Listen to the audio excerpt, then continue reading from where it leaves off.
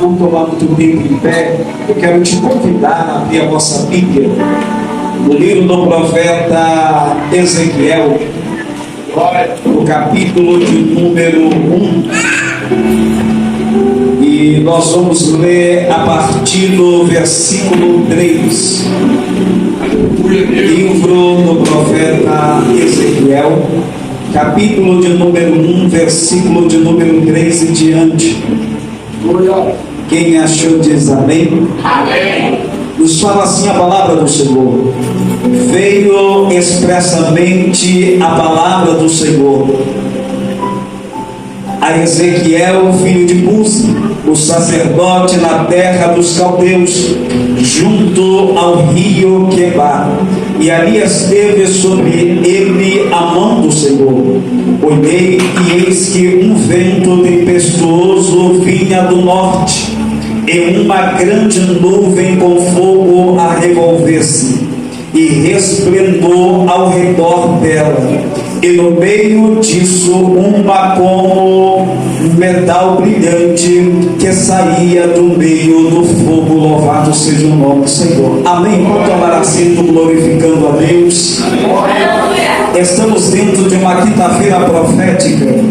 E com certeza, em meio a tudo que Deus já tem falado e feito neste lugar, Deus ainda vai fazer maravilhas. Louvado seja o nome do Senhor. A palavra que acabamos de ler, que Deus colocou no meu coração para nesta noite ministrar ao teu coração, ela nos fala sobre um homem chamado Ezequiel. E bem conhecemos a história do profeta Ezequiel, um profeta que morava em Jerusalém, em Judá, mas a Bíblia vai dizer que enquanto ele morava lá, o seu ministério ainda não tinha sido levantado pelo Senhor, porque Ezequiel é um pregador, é um profeta que vai profetizar dentro do cativeiro. E a Bíblia vai dizer que, diz a Bíblia, que Israel é invadida por Nabucodonosor, rei da Babilônia, e ele agora leva cativo alguns de Judá, alguns que estavam em Jerusalém, para dentro da Babilônia. E nessa primeira leva que foi levada para o cativeiro estava Ezequiel, um jovem que agora é tirado da sua terra e vai para uma outra terra para ser cativo. Quando Ezequiel chega na Babilônia junto com um povo, ou uma leva que foi levado de Jerusalém, a Bíblia nos diz que eles foram para uma aldeia chamada Tel Abibe, e ali habitaram dentro da Babilônia, e ali permaneceram por algum tempo.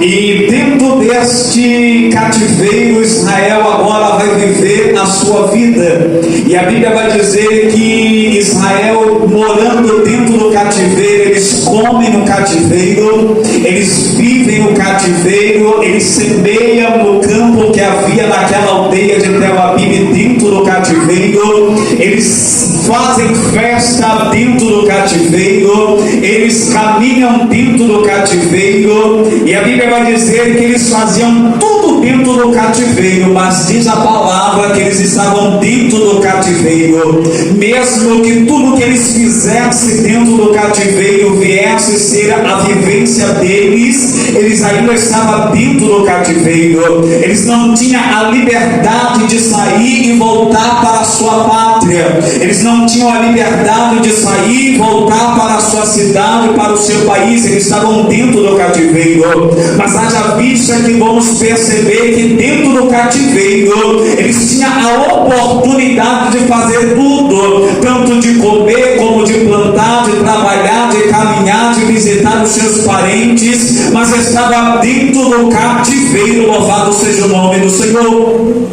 E dentro desse cativeiro, Ezequiel, ele nutria uma esperança, porque em meio ao cativeiro que possamos estar, irmão, nós sempre vamos nutrir uma esperança, nós sempre vamos nutrir uma palavra de esperança ao nosso coração, que algo vai acontecer, que Deus, ele é um Deus que pode entrar com providência, porque nós temos um ponto, nós temos uma palavra, nós temos aonde nos segurar para termos uma esperança que alguma coisa vai acontecer. E assim estava Ezequiel Ezequiel, louvado seja o nome do Senhor, porque a esperança de Ezequiel era na palavra do Senhor, porque bem sabemos que como Deus ele se revelou a Salomão, ele deixou uma promessa que estava sobre a nação de Israel, a Salomão, dizendo no capítulo 7 e 14, quem não conhece, que a Bíblia vai dizer que a promessa era: se o povo que se chama pelo meu nome, esse povo se humilhar, se converter nos seus maus caminhos, se desviar do pecado e buscar a minha face, eu ouvirei e olharei do céu e descerei e sararei a vossa terra e darei vitória à nação de Israel. Se for por espada, eu vou guerrear e vou dar vitória. Se for peste, eu vou cessar a peste, mas eu ouvirei e sararei a sua terra. Então esta era a palavra que Ezequiel estava se firmando para a sua esperança estabelecida. Deus iria tirar a nação de Israel do cativeiro.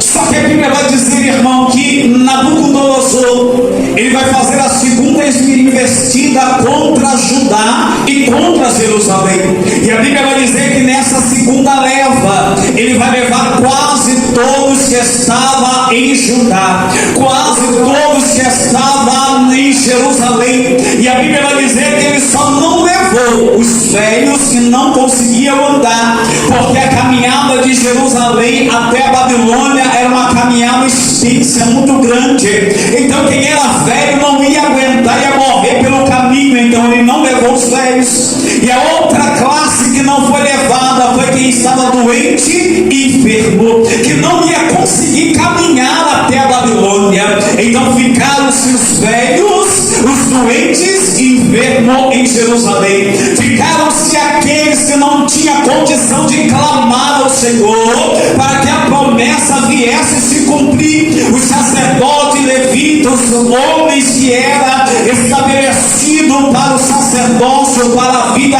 espiritual da tribo de Levi, eles foram levados para o cativeiro. E agora não tem quem clame. E quando esta leva chega em Babilônia, irmão, e Ezequiel fica sabendo que aqueles que poderiam clamar lá no templo, aqueles que poderiam orar ao Senhor, e Deus ouvia a oração, e o povo ser liberto no cativeiro, foram levados para a Babilônia.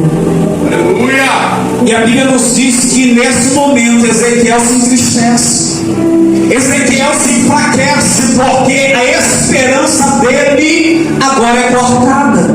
Porque enquanto nós temos esperança, nós temos uma força. Enquanto nós temos esperança, nós temos um ânimo que vai acontecer, que pode acontecer, que Deus vai fazer. Mas quando a nossa esperança é tirada, aí nos falta a força, aí nós perdemos a graça, aí nós perdemos o entusiasmo, aí a fraqueza vem, o desânimo vem, aí nós passamos a nossa cabeça e não queremos lutar mais, não queremos insistir porque não tem mais esperança.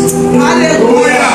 O engraçado é que o nome Ezequiel significa Deus fortalece, e contrário àquilo que era o seu nome, ele agora se sente fraco, enfraquecido, sem esperança, porque estão dentro de um cativeiro, e a única esperança era que a promessa se cumprisse de Deus vir e resgatar a Israel.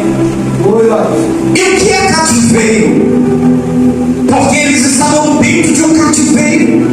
A palavra cativeiro significa aquilo que limita a nossa capacidade, seja ela mental, espiritual ou física. Tudo, irmão, que limita a minha capacidade de avançar, a minha capacidade de prosseguir, a tudo aquilo que limita a minha liberdade, me faz prisioneiro, é um cativeiro. E a Bíblia é repleta de cativeiros, tanto espiritual como emocional, como físico, social. Quer ver um exemplo? A Bíblia vai dizer que um dia Jesus vai ao templo no dia de sábado, e nesse dia Jesus chegando ao templo, ele vê uma moça que há 18 anos ela vai ao templo na casa do Senhor, aonde se adorava ao Senhor, aonde se clamava ao Senhor há 18 anos. ela vai. E 18 anos ela não vai adorando normalmente, ela vai encurvada. Ela não conseguia olhar para o céu, ela só olhava para a terra, porque estava encurvada. E nesse dia Jesus olha para ela e chama ela e diz: mulher, vem aqui. E ela veio. E Jesus repreendeu o espírito que estava nela. E ela se endireitou. E alguém reclamou: mas não pode fazer isso no dia de sábado. Aí Jesus vai responder: será que eu não ia libertar essa filha de Abraão, que há 18 anos está prisioneira de Satanás? Aquela moça estava em um cativeiro físico, que muitos olhavam e diziam: é uma enfermidade. Ela está com desvio de coluna, está com um bico de papagaio, mas era o espírito que estava aprisionando ela. E há 18 anos ela vivia naquele cativeiro, não podendo levantar a cabeça, olhar para os olhos das pessoas, só olhando para o chão, mas estava na casa do Senhor. A Macala e a Sébia estava no templo de Jerusalém, estava onde a glória descia, estava onde a adoração estava onde o nome do Senhor era louvado e exaltado, mas estava aprisionada em uma prisão enferma. Meu Deus! De enfermidade física. Aleluia! A Bíblia vai dizer que certo dia Jesus vai até Gadara, e nós conhecemos a história. E ao chegar em Gadara, ele se encontra com um gadareno que por algum tempo vivia na sociedade, mas foi tirado, e agora tornou-se um cativo de Satanás, ao ponto que uma legião estava dentro daquele homem. E quando nós falamos uma legião, irmão, não estou falando de um demônio.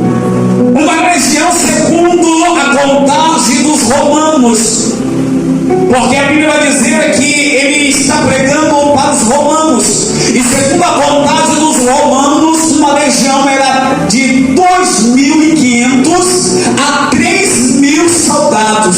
Então 2.500 a 3.000 demônios estavam dentro daquele homem. E ele vivia em uma prisão de tal forma que ele morava dentro de um cemitério. Ele vivia assim, totalmente nu. Estava aprisionado. E ninguém conseguia libertar aquele homem, nem prender ele. Ele mandava na cidade, ele mandava nos montes, ele mandava nas autoridades, ele mandava no prefeito, ele mandava em meio a toda a cidade de Gadara. E a Bíblia vai dizer que Jesus foi lá e libertou ele. Ao ponto que os demônios disseram: Senhor, vai nos atormentar agora, permita que saímos dele, vamos para os porcos. Havia uma matilha de 2.000 porcos, e os demônios foram para os porcos e caíram no despenhadeiro, e aquele homem ficou liberto de uma prisão espiritual.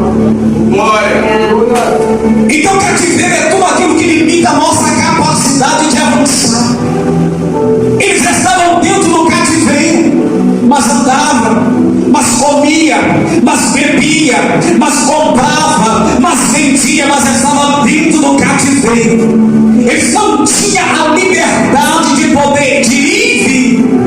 Eles podiam comer dentro do cativeiro, mas não fora. Eles podiam caminhar dentro do cativeiro, mas não sair do cativeiro. Então Ezequiel agora fica triste, desanimado, como muitas das vezes nós ficamos, irmãos, porque alguns de nós, como eu e como você, já passamos por cativeiros. Quem nunca enfrentou um cativeiro financeiro, aonde você tem dívida, mas não tem condição de pagar a dívida, e está preso numa situação que você não pode romper. Você quer pagar, mas não consegue pagar. Você quer fazer, mas não consegue fazer. Está limitado, não tem condição. E nutrimos na esperança. Deus é o dono do ouro e da prata, e Ele vai entrar com providência. Mas como Deus não entra com providência? Mas fulano falou que ia me ajudar e me emprestar, e como fulano disse que não dá para te emprestar e te ajudar, aí a nossa mente fica turbada. Nós nos enfraquecemos porque parece que fomos lançados dentro do cativeiro e não temos força para sair dessa situação. força, desanimar, não tendo mais a esperança de alguém clamar e Deus ouvir a oração e resgatar Israel. Mas diz a palavra, irmão, que até aqui Ezequiel não tinha sido chamado como profeta. E ele vai para a margem do rio Quebar, que era um rio que passava na aldeia que ele morava. E ele vai para a margem do rio Quebar, e nessa margem ele vai fazer como eu e como você muitas das vezes faz. Porque muitas das vezes já fiz assim. Quando eu morava perto da praia, estava em situação difícil, a minha vida parecia que estava rodeada pelo cativeiro de dificuldade, de problemas, de caos. Eu muitas das vezes ia para a beira da praia, ficava olhando para o mar e pensando: qual Deus grande fez esse mar? Como é esse Deus tão grande que fez essa extensão de mar? E eu olhava para o horizonte, esperando vir do horizonte alguma coisa, e clamando a Deus para que Deus entrasse com providência na minha causa. E assim fez Ezequiel. Ele vai para a margem do rio Quebar, e ele começa a olhar para o horizonte. E o que é horizonte? Horizonte é perspectiva que alguma coisa vai aparecer.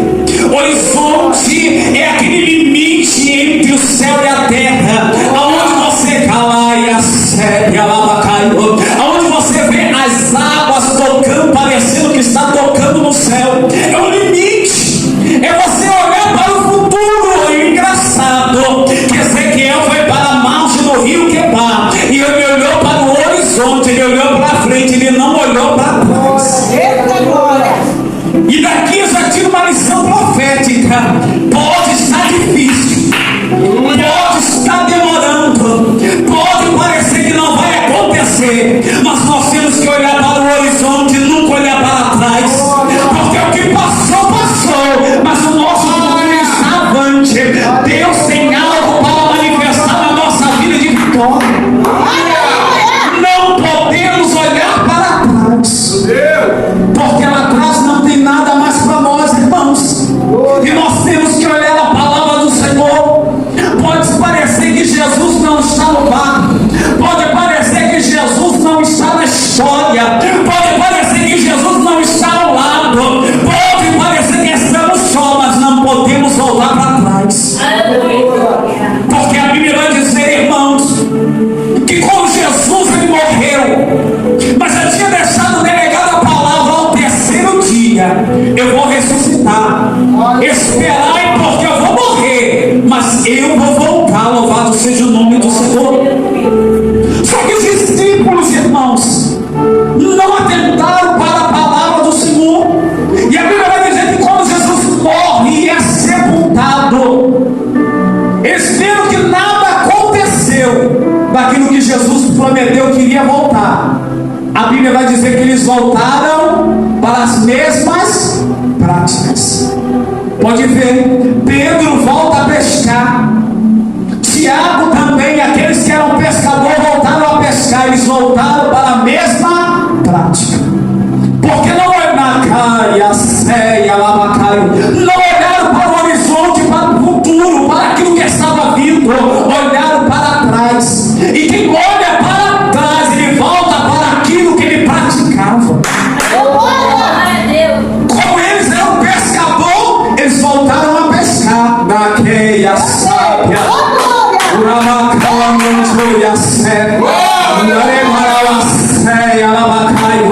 só que é sério, irmão. E quem era maconheiro vai voltar a fumar maconha.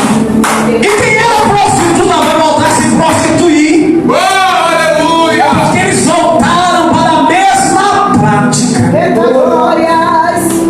Aí muitas das vezes é por isso que nós vemos alguns irmãos que não querem se firmar na presença, não quer aguardar um pouquinho, que a bênção está chegando, mas se adianta a sair e olha para trás, para onde eles voltam, para onde eles saíram. Eita glória!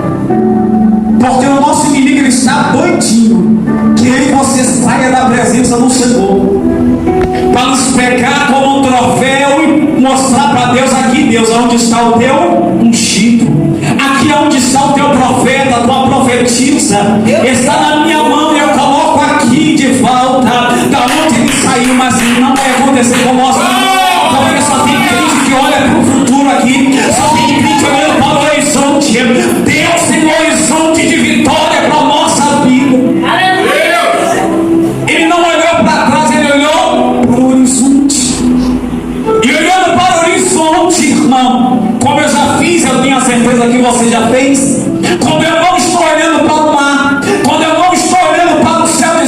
Senhor. Os céus é grande, mas maior é o Senhor. Eu moro num triplex e de lá dá para ver as montanhas de Macaé. Às vezes eu subo lá, irmão, e começo a olhar para a montanha e dizer: as montanhas são grandes, Senhor, mas eu sei que o Senhor é maior do que as montanhas, e o Senhor é um Deus de vitória, porque o nosso Deus é grande, irmão. Então, quando nós queremos ver a dimensão, a grandeza de Deus, para onde nós vamos olhar? Para a dimensão do mar, ou para a extensão do céu, e dizer que ainda que o céu é grande, maior é o nosso Deus. Ele olhou para o horizonte. E o que Ezequiel vai fazer na margem do rio Quebar? O que muitas das vezes eu e você faz em momentos de dificuldade, de calamidade, de problemas, irmãos. Nós vamos murmurar ao Senhor? É claro que não. Deus não se agrada de murmuradores. A murmuração não faz parte da vida do crente, mas a Bíblia me dá a garantia, a certeza e a convicção que eu não posso murmurar, mas eu posso questionar a Deus. Questionamento não é murmuração, questionamento não é tentar ao Senhor, questionamento é chamar Deus em um particular e querer saber o porquê estou passando por essa situação, o porquê estou trilhando essa coisa. Jó, ele questionou a Deus, ele não murmurou, e por isso já não pecou. Ezequiel vai questionar o Senhor. Ele vai para a margem do rio Quebar, ele começa a olhar para o horizonte, e eu creio ele começa a fazer o que o profeta Jeremias, ele disse em Lamentação de Jeremias. Ele diz assim: quero trazer à memória só aquilo que pode me dar esperança. Eita glória! E não é o que nós fazemos? Nós começamos a lembrar: Deus operou na minha vida. Verdade. Ezequiel não estava no dia que Moisés com o cajado abriu o mar vermelho e Deus soprou no meio do mar e as águas se abriu e o povo passou enxuto. E quando o faraó quis passar com seus cavaleiros, Deus fechou o mar e deu vitória a Israel. Ele não estava, mas ele tinha aprendido dentro da sua casa, no meio da sua parentela, na escola de Jerusalém, que Deus operara essa maravilha. E eu creio que ele estava dizendo: Senhor, aonde está o Deus que abriu o mar vermelho? Aonde está o Deus que estava com Moisés e com Israel, que fez maravilha contra o Egito? Aonde está o Deus de operações de milagre, de grandes feitos na terra? Ele começou.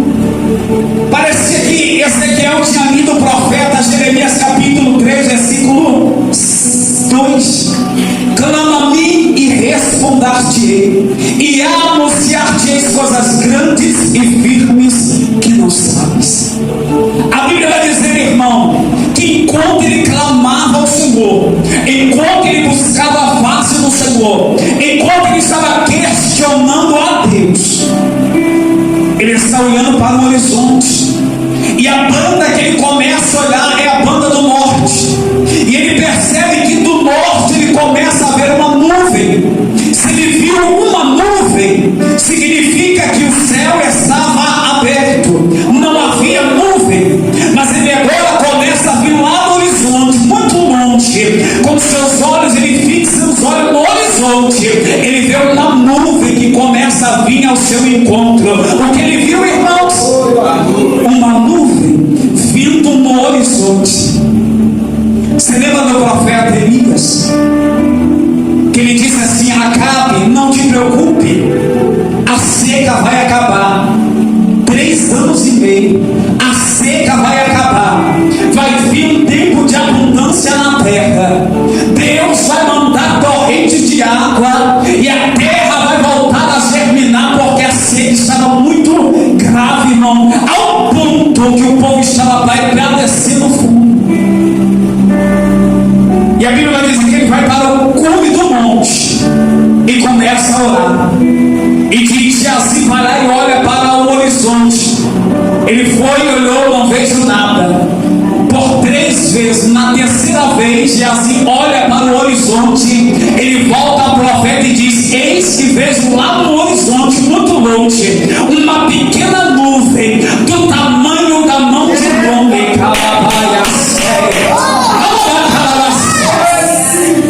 Ele diz: vai lá em Acabe e diz que a nuvem está chegando, para ele armar o carro, para que ele não seja pego pela chuva, porque a prosperidade está chegando sobre Israel. A nuvem é símbolo de prosperidade. Enquanto Ezequiel clamava, Deus estava trazendo a nuvem e estava dizendo a Ezequiel: a prosperidade está voltando, a sequidão vai sair, porque está vindo uma nuvem de prosperidade, está vindo uma nuvem de mudança, a chuva vai chegar, a prosperidade vai chegar, a sequidão ela vai sair, porque está vindo prosperidade. É quinta-feira profética. E eu vim profetizar. Calaia que a sequidão espiritual ela está saindo hoje.